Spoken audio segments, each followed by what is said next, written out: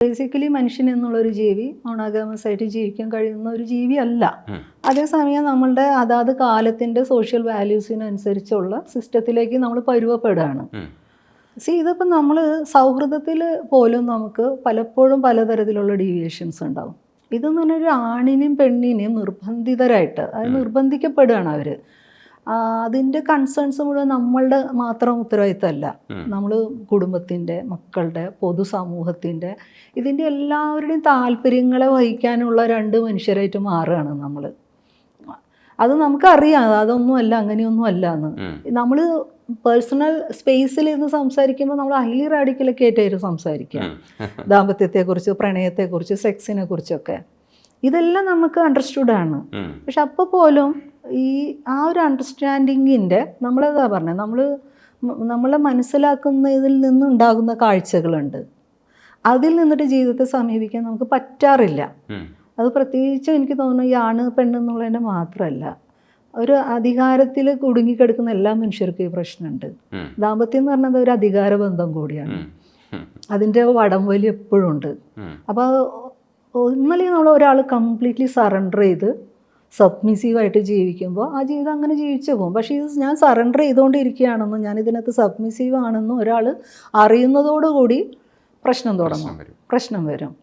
അതങ്ങനെ അല്ലാതെ ഇതാണ് എൻ്റെ സന്തോഷം. അപ്പം നമ്മൾ പറയില്ലേ ഭയങ്കര രസമാണ് ഒരു ജീവിതം. അതെന്താണെന്ന് വെച്ചാൽ ഞാൻ സബ്മിസീവായിട്ടാണ് ജീവിക്കണത് എന്ന് പോലും അറിയാതെ അത് തന്നെ ഒരു സന്തോഷമായി പോകുന്ന മനുഷ്യർക്കേ അത് പറ്റുള്ളൂ. അങ്ങനെ ജീവിക്കാൻ തയ്യാറാവുന്ന മനുഷ്യരെ സംബന്ധിച്ച് അങ്ങനെ ജീവിക്കട്ടെ എന്ന് ഞാൻ പറഞ്ഞില്ല. പക്ഷേ ഇത് എവിടെയെങ്കിലും ഇത് റിയലൈസ് ചെയ്യുന്നിടത്ത് നമ്മളെ കോൺഫ്ലിക്ട്സ് തുടങ്ങും. അപ്പോൾ ദാമ്പത്യത്തിൽ നിന്നല്ല, നമ്മൾ ഏത് ബന്ധത്തിലും നിങ്ങൾക്ക് എത്ര കാലം പ്രണയം എന്ന് പറഞ്ഞത് ഒരു അനുഭവാവസ്ഥ മാത്രമാണ്. അതിനങ്ങനെ നൈരന്തര്യമൊക്കെ ഉണ്ടാവണമെന്ന് ഷാഠ്യം പിടിക്കുന്നത് നമ്മുടെ ഈ വാല്യൂസിൽ നിന്നാണ്. ശരിക്കും പറഞ്ഞാൽ നമുക്ക് എന്താണ്, നമുക്ക് എപ്പോൾ വേണമെങ്കിലും ആരോടും ക്രഷും ലസ്റ്റും ഒക്കെ തോന്നുന്ന മനുഷ്യരാ ഇല്ലേ? നമ്മൾ വെറുതെ ഒരു മണിക്കൂർ നമ്മൾ അങ്ങോട്ടും ഇങ്ങോട്ടും ഇരുന്ന് സംസാരിച്ച് നമുക്ക് ഭയങ്കര വാവ് ഫീലിംഗ് ഉണ്ടായാൽ തന്നെ നമുക്കൊരു അല്പം നേരത്തെങ്കിലും ആ മനുഷ്യരെ നമ്മൾ ഹോൾഡ് ചെയ്യുന്നുണ്ട് ചിന്തയിലും മനസ്സിൽ. ഇത് പറയാനും ഇത് എക്സ്പ്രസ് ചെയ്യാനുള്ള ഒരു വകുപ്പ് നമുക്കില്ല, മനുഷ്യർക്കില്ല. പിന്നീട് ദാമ്പത്യത്തിൽ അതെല്ലാം ആകെ പണി പാളി പോവും. അപ്പം ഇങ്ങനെ നമ്മളെ തന്നെ ഫേക്ക് ചെയ്ത് ജീവിക്കുന്ന ഒരു ഇടമാണത്. അത് നമ്മൾ ഫേക്ക് ചെയ്തിട്ടാണ് ജീവിച്ചിരിക്കുന്ന സുഹൃത്തുക്കളെ എന്ന് പരസ്പരം പറയാൻ കഴിയുന്നിടത്താണ് അതിനൊരു ചാമുണ്ടാവുന്നത്. ചേച്ചിയുടെ ഒരു ക്വാളിറ്റി അതിനകത്ത് ഞാൻ കണ്ടത്, ഇടയ്ക്ക് പറയുക, അയാൾ രണ്ടാമത് കല്യാണം കഴിക്കുമ്പോൾ, ഭർത്താവ് രണ്ടാമത് കല്യാണം കഴിക്കുമ്പോൾ ആ ലേഡിയെ പോയി കണ്ട് ആത്മവിശ്വാസം കൊടുത്തതിന് ശേഷം അവരെ ഹഗ് ചെയ്ത് ഉമ്മ കൊടുക്കും. അതൊക്കെ ചെയ്തു ഞാൻ. ഇപ്പൊ ഞാൻ ചേച്ചി അടിപൊളി സിനിമാറ്റിക് ആണോന്ന് അറിഞ്ഞൂടാ. അതൊക്കെ എനിക്കെന്ന് പറഞ്ഞാൽ അങ്ങനെയാണ് അതിനെ മറികടക്കാൻ പറ്റും.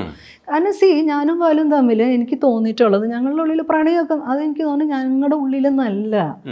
നിങ്ങളൊരു 5-6 കൊല്ലം കഴിഞ്ഞ് ദാമ്പത്യങ്ങളൊക്കെ എടുത്തു കഴിഞ്ഞാൽ ഇന്നും അത് സർവൈവ് ചെയ്യുന്നുണ്ടെങ്കിൽ അതിനകത്തൊക്കെ പ്രണയമൊക്കെ വറ്റിപ്പോയിട്ടുണ്ടാവും.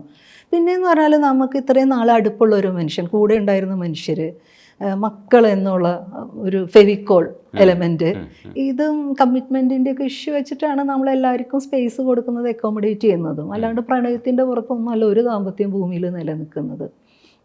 അപ്പം ഞാൻ എന്താ ഉദ്ദേശിച്ചതെന്ന് വെച്ചാൽ എനിക്ക് ബാലുവിന് അക്കാര്യത്തിൽ എന്നോട് വഞ്ചന ചെയ്തൊന്നും ഞാൻ അതിനെ കാണുന്നേ ഇല്ല. കാരണം എനിക്കും അതേ സമയം തന്നെ ഒരു 20 വർഷത്തെ ഒരു ദാമ്പത്യത്തിൽ ഇരിക്കെ തന്നെ എനിക്കും ഒരു ഡീവിയേഷൻ ഉണ്ടാകുന്നുണ്ട്. ഞാൻ ദാമ്പത്യത്തിൽ ഇരിക്കുമ്പോൾ തന്നെയാണ് ഞാൻ നല്ല അസാധ്യമായ ഒരു പ്രണയം അനുഭവിച്ച ഒരാൾ. ഞാൻ അതിനെ നിഷേധിക്കാൻ തയ്യാറല്ല. എന്തിൻ്റെ പുറത്ത് ആര് കല്ലെറിഞ്ഞാലും. അപ്പോൾ ബാലുവിന് അത് നേരത്തെ ഉണ്ടായോ അവസാനം ഉണ്ടായോ എന്നുള്ളതല്ല അടുത്ത പ്രശ്നം. ഇതേ സാധ്യത ആ മനുഷ്യനുണ്ട് ഇല്ലേ? അയാൾ അത്രയെങ്കിലും നീതി കാണിച്ചെന്ന് വെച്ചാൽ ഓക്കെ, എന്നോടും അയാൾ നീതി കാണിച്ചു, ആ സ്ത്രീയോട് നീതി കാണിച്ചെന്ന് എനിക്ക് പറയാൻ പറ്റുള്ളൂ. സാധാരണ എല്ലാവരും കറുവാപ്പസി നടത്തും, ഗോ ടു യുവർ ക്ലാസ്സസ് എന്നുള്ളതാണ് പിടിക്കപ്പെട്ടാൽ. ഇതെല്ലാം നമ്മൾ പല നാൾ കള്ളൻ ഒരു നാൾ പിടിയിൽ എന്നുള്ള രീതിയിലാണല്ലോ ഈ പ്രണയത്തിനെയൊക്കെ ദാമ്പത്യങ്ങളുടെ ഇടയിൽ കൊണ്ടുപോകുന്നത്. അതുവരെയൊക്കെ നമ്മളെല്ലാം ഡീസൻ്റ് ആണ് അല്ലേ? നല്ല മുഖമായിട്ട് നടക്കും. നല്ല മുഖത്തിന്റെ പൊട്ടമുഖത്തിന്റെ അല്ല, നമ്മൾ അതുവരെ നമ്മൾ പിടിക്കപ്പെടാത്തോടത്തോളം വരെ സംഘർഷഭരിതരല്ല എന്നുള്ളതാണ്. നമ്മൾ ആ കുഞ്ഞു നനുത്ത സ്നേഹത്തിനെ ഭയങ്കര ആർദ്രതയോടുകൂടി കൊണ്ടാടുകയും ആഘോഷിക്കുകയൊക്കെ ചെയ്യും. പിടിക്കപ്പെടുന്നിടത്താണ് നമ്മൾ സ്ട്രെസ്സിലേക്ക് ആവുന്നത്. അത് ആ സ്ട്രെസ്സിലാവുന്നത് പോലെ അതൊരു കള്ളത്തരം എന്നുള്ളതിൻ്റെ അല്ല. കൂടെ നിൽക്കുന്ന ആ മനുഷ്യർ, അപ്പുറത്ത് ഉള്ള ഒരു മനുഷ്യനെ അല്ലെങ്കിൽ ഒരു പാർട്ട്ണറെ നമുക്ക് വേദനിപ്പിക്കേണ്ടി വരുന്നു എന്നുള്ളൊരു സംഘർഷം എനിക്ക് തോന്നുന്നു ഇത്തിരി സ്നേഹമുള്ള മനുഷ്യർക്കൊക്കെ ഉണ്ടാവും.